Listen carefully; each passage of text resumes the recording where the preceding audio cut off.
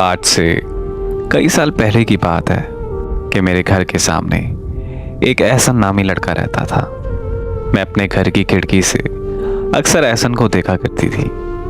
वो इतना खूबसूरत था कि मुझे उससे बेइंतहा मोहब्बत हो गई। वो मुझे देखने के लिए अक्सर गली में खड़ा रहता था। एक दिन उसने किसी बच्चे के हाथ अपना फ़ोन नंबर भेजा। यूँ हमारा फ़ोन पर राब्ता बहाल हुआ। फिर हम दिन रात फ़ोन पर आपस में बातें करने लगे।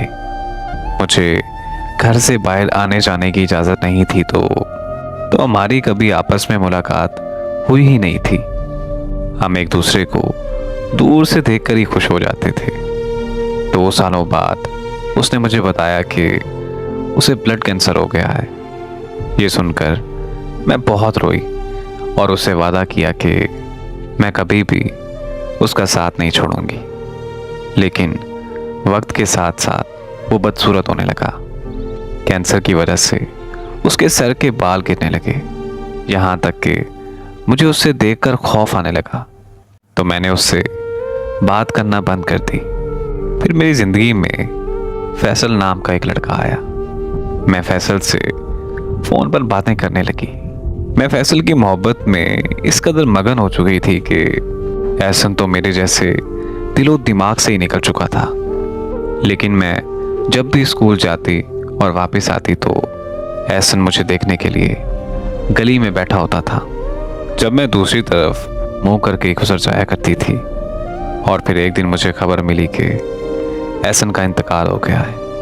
एहसन की मौत के बाद मेरी ज़िंदगी का बुरा वक्त शुरू हो गया। मुझे फैसल ने किसी और लड़की के लिए छोड़ दिया। मोहब्बत का दर्द जाना तो मुझे एहसन का दर्द समझ आया। ये समझ आया कि एहसन मेरी वजह से किस कदर किन किन तकलीफ़ों में मुब्तला रहता था। अब मैं कई सालों से अपने घर की खिड़की से बाहर घंटों घंटों तक एहसन को ढूंढती रहती हूँ, लेकिन वो मुझे कहीं नज़र नहीं आता।